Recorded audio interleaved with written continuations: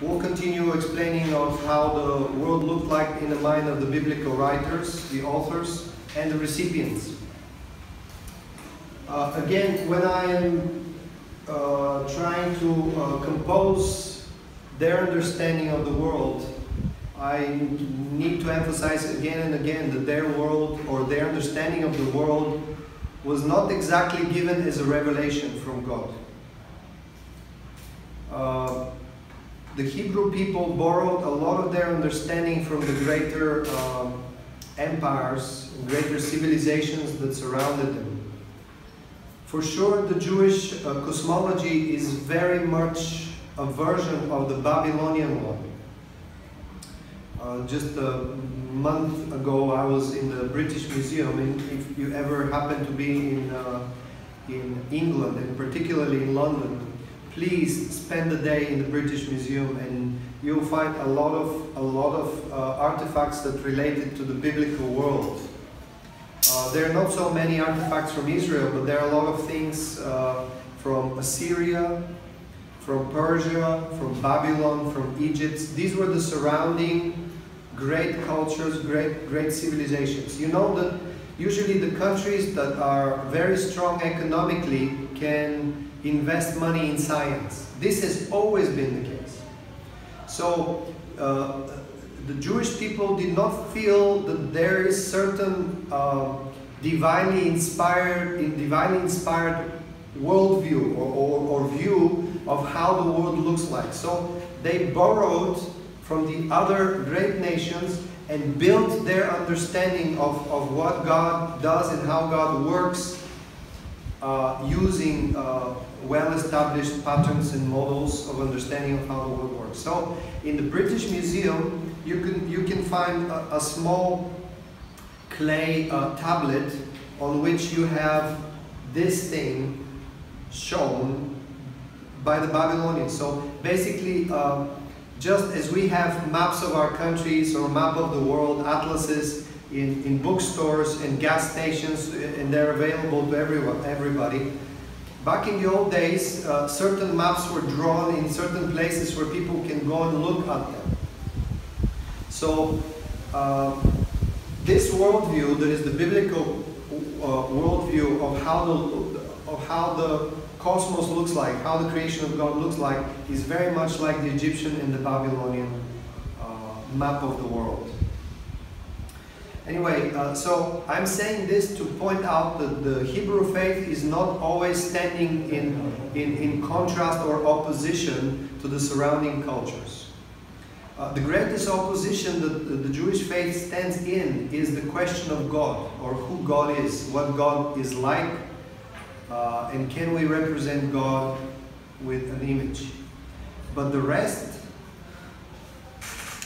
is something that is flexible. The rest of the ideas of salvation, of heaven, of the earth, and how they work together is something that the Jews were in dialogue with the surrounding nations.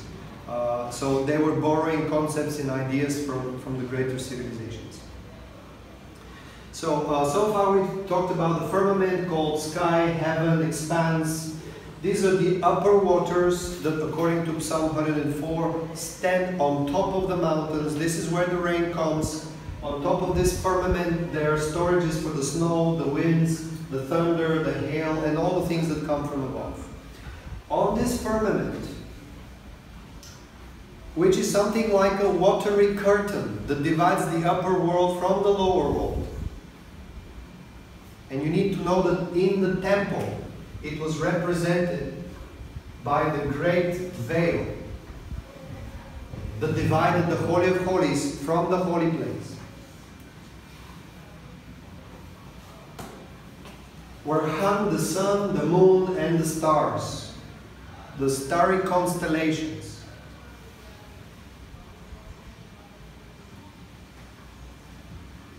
Right? So this is like a watery veil that divides the spiritual from the material world. The function of the veil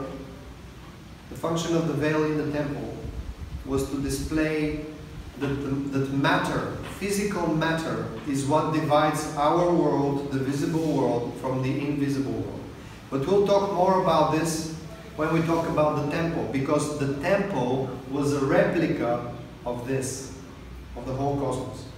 And you will see how it works. But when time comes, first of all, I need to draw a map on this.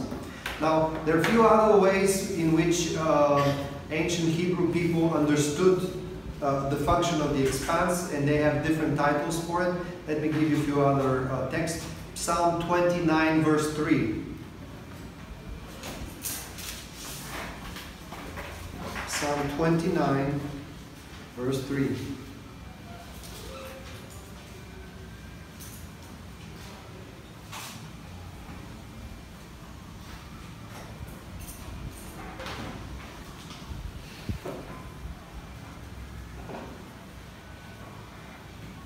So the text says, "The voice of the Lord is over the waters.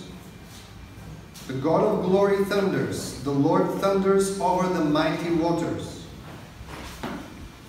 And later on in verse 10 it says, "The Lord sits enthroned over the flood. The Lord is enthroned as king forever. The Lord gives strength to his people. The Lord blesses his people with peace."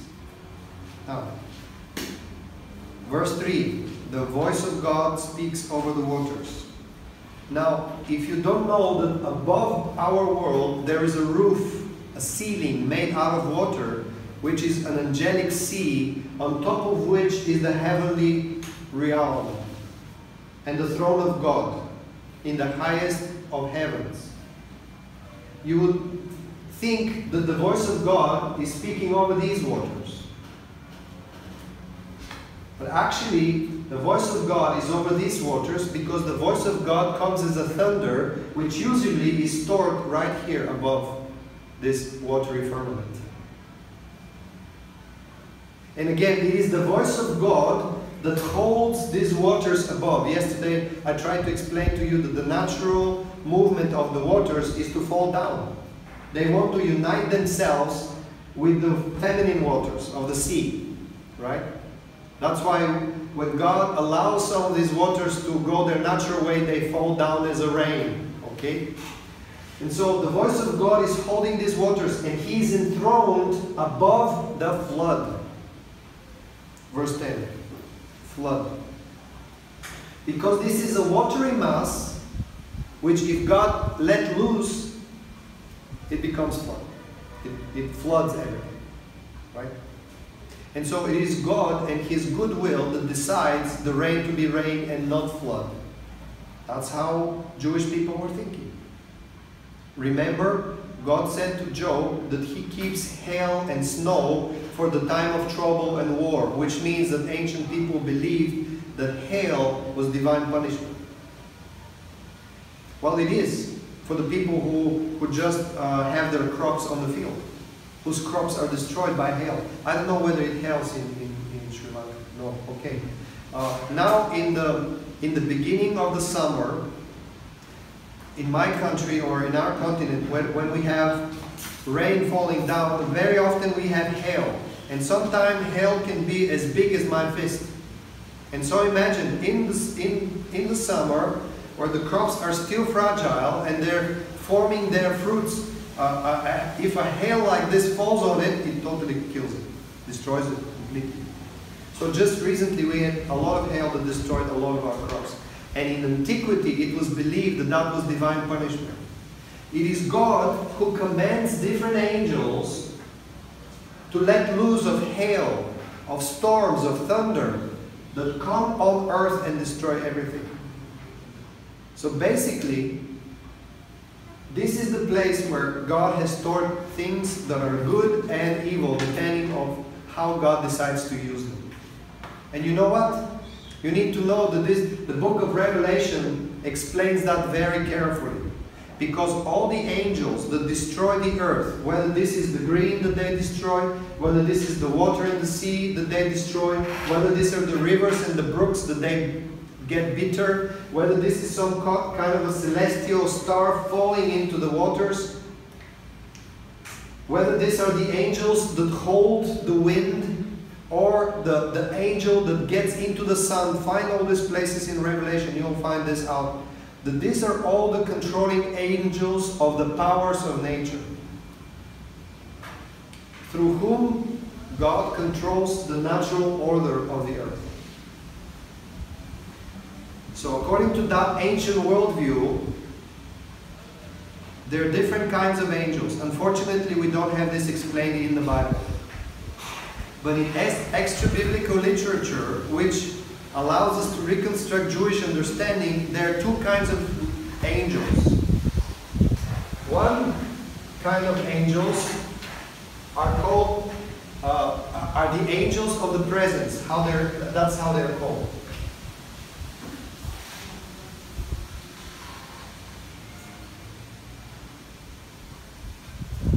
Angels of the presence. So these are the heavenly priests. If you wonder what are the 7 angels with the 7 bowls or 7 trumpets that come out of the temple in heaven, they are heavenly high priests. They're dressed in white linen garment with golden belts around their waist or chest. Right? But they're angels of the presence. They're day and night in front of the presence of God. And there are other angels that are angels of nature.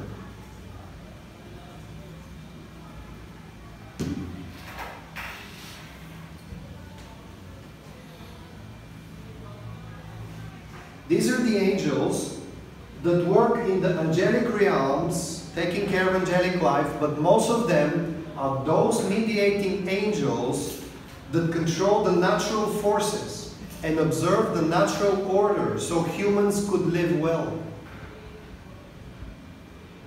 They're the servants of God, the mediators of the divine will, but they're the hosts that control the powers of nature, and they observe the natural life.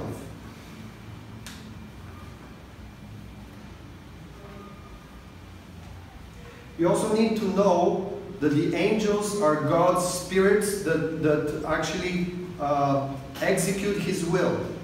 And they have also been trusted with certain power and authority to control the powers, right? So nothing happens outside of the will of God, although the angels are fairly free beings.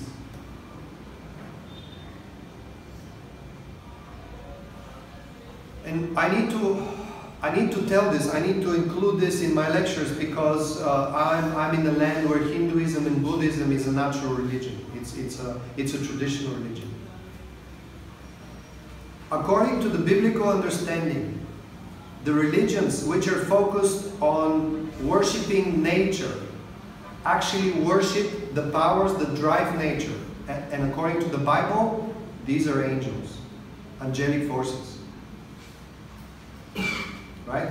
And why does God prohibit worship of angels? Because to worship a servant and not the king to whom this servant serves is the most stupid thing that you can ever do. Are you getting this? Have you heard of the fourth, have you read the description of the 4th cherubim that bring the throne of Yahweh in Ezekiel 1? He sits on the top of their heads. Do you remember how they look like? They're described as human bodies with hands, but also wings that fly, right? Because that's how they elevate the throne chariot. Now, God's throne is a chariot. If you don't know that, now you know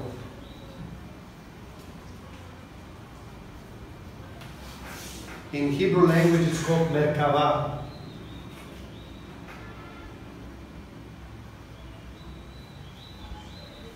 Merkava, or Merkava. There's a long, long mystical tradition circled around the Merkava, which is the throne chariot of God.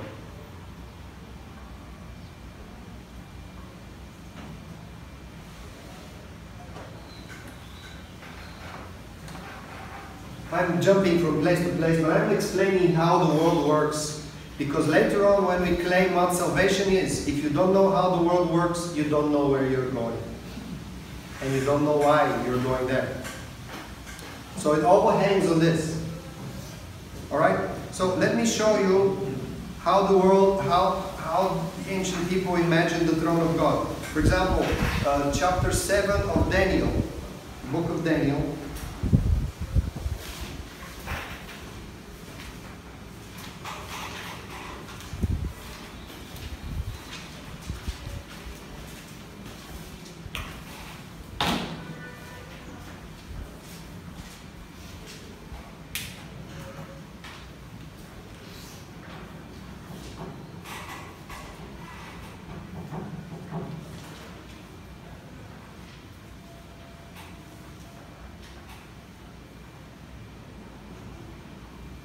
Verse 9.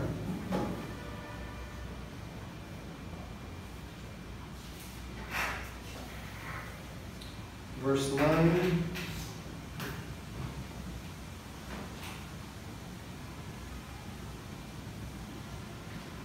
And 10.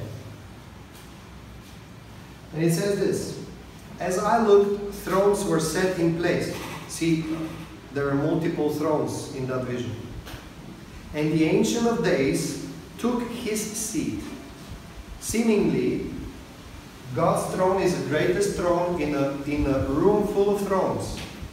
And later on, that will be explained by John, the Revelator, who sees the throne of God in the middle of 12 thrones on the left and 12 thrones on the right, which are occupied by what John calls elders. These are heavenly beings that are in the presence of God, and they constitute the divine jury. Alright? So,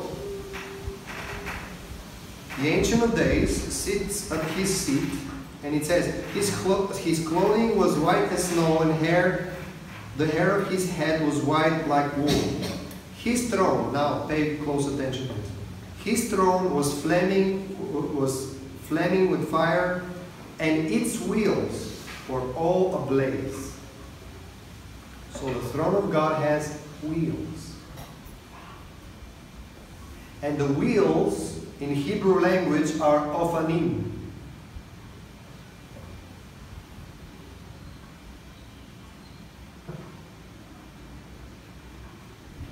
The wheels are called ophanim.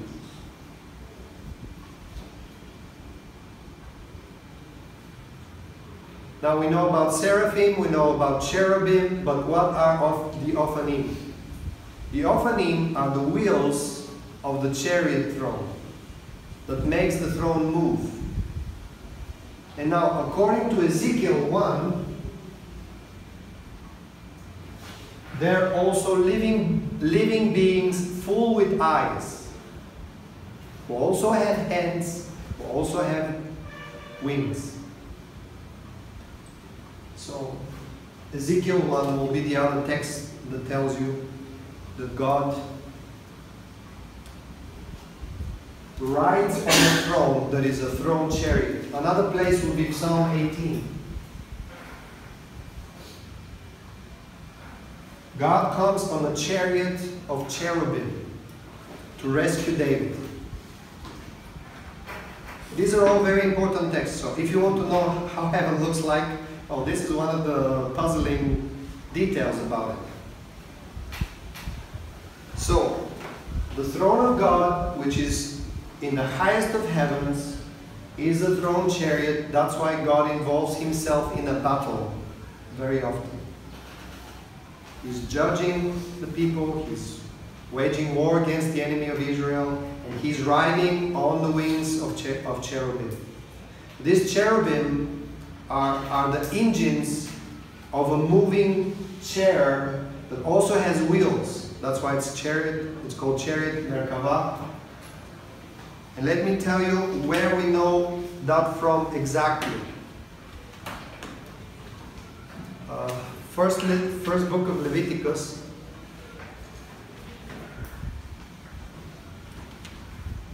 The First book of Leviticus, sorry.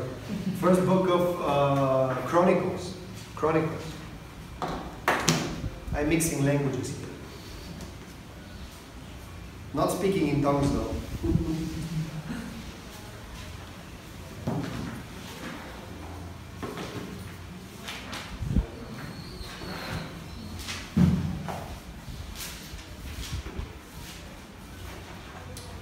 Let me see whether it was the first or the second book of Chronicles.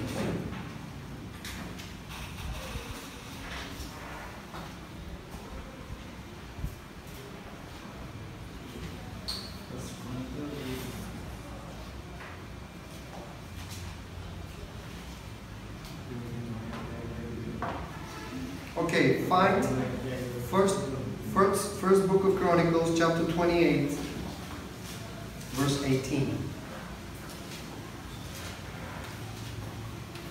First Chronicles 28, verse 18. First Chronicles 28, 18.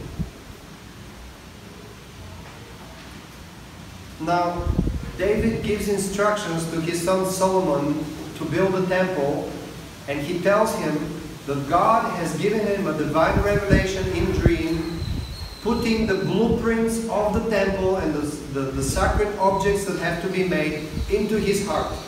So now David is passing away, and he's giving those blueprints, these designs to his son, who is supposed to build the temple. And right there in verse 18, he says something striking.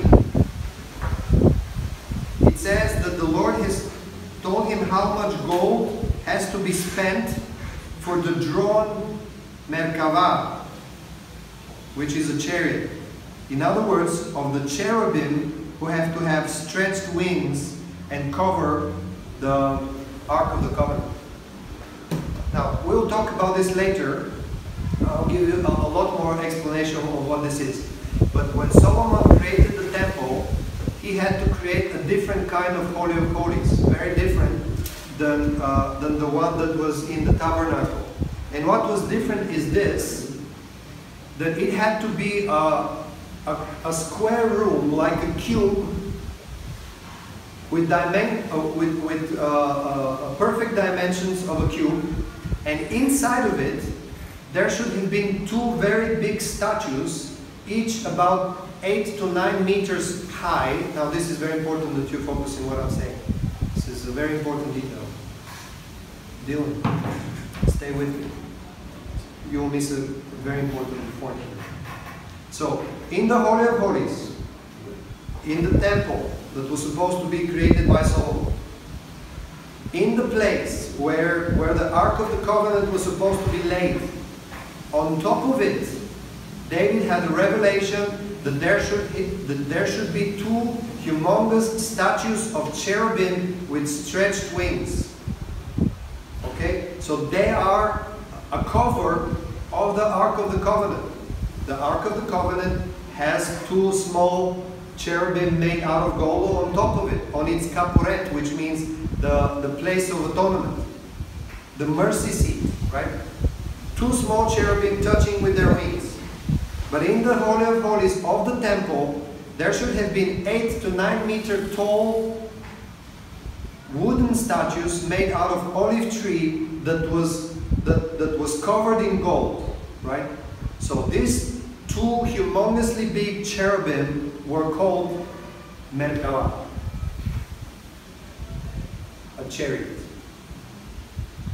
And this is exactly what Ezekiel sees when he's in Babylon. The heaven opens and he sees the throne. He sees the chariot riding. God comes with the glorious beings. So those cherubim, they have 4 heads. Do you know what the heads look like? Each one of them has 4 heads. This is actually the Revelation chapter 4. But in Ezekiel 1, verse 10, each one of them has a head that is different than the others. One is of a man, the other is of a bull, of a lion, and of an eagle. Man, bull, lion, eagle. Now, these are human bodies with hands and wings. They are fiery beings that carry the throne chariot, right? You know how in Egypt or in big empires, slaves or servants would carry the throne, the mobile throne of the pharaoh or the emperor or whoever. Same vision. But these beings fly, right? Now, believe it or not, the faces of the beings and the beings that Ezekiel sees, the one of a flying man, the one of a flying bull, the other of a flying lion, and the one of a human body with the head of an eagle, are the four high gods of Babylon. And they have their names. And these are the four high gods which sit on thrones in Babylonian religion in the four corners of the world. In the mind of the Babylonian people, these were their high gods. And Marduk, which was the flying bull, was the highest of them. But in the vision of Ezekiel, God is on the top of their heads and they're just carrying his chariot throne. In other words, that's how I started the explanation.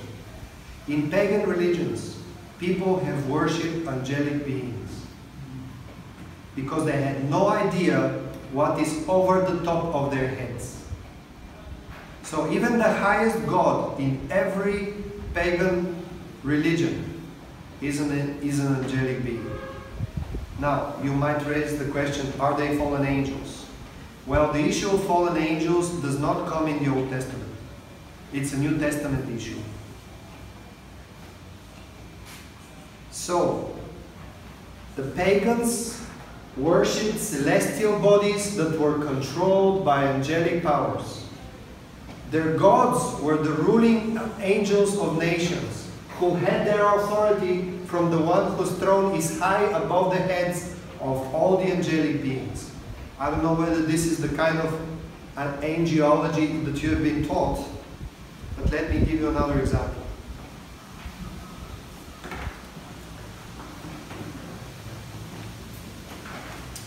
The book of Deuteronomy, chapter 4,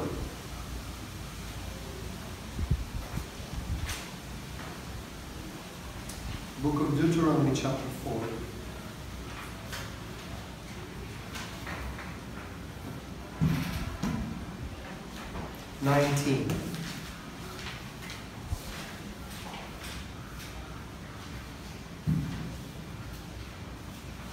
You'll see why I'm including this text here.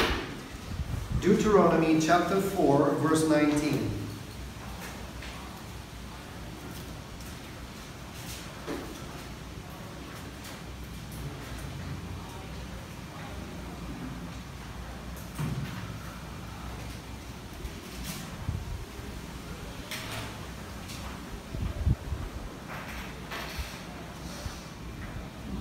And when you look up to the sky and see the sun, the moon, and the stars, all the heavenly array, do not be enticed into bowing down to them and worshipping things that the Lord your God has appointed to all the nations under the heaven. Or under heaven. Now, when you look up to the sun and the moon and the stars, and then there's an explanation. All the heavenly array. This does not only mean the heavenly bodies, but it means the angelic powers that drive them. The hosts, the ghosts, the spirits, the angels that were trusted with natural forces and natural order. When you look at them, do not worship the celestial physical bodies or the spiritual powers that drive them. And God says, you have no right to do that, because that God has appointed for the other nations. So, is it okay for a Jew to be a sun worshipper according to that text? No. But is it okay for a Sri Lankan to be so? Well, according to that text, yes. Why is that? Because only the Jewish people knew what is above the firmament and above the heads of the greatest heavenly beings, the throne of Yahweh. But they were the only people who had covenant with God and who were in covenantal relationship. That's why God does not allow His own people to worship God's servants.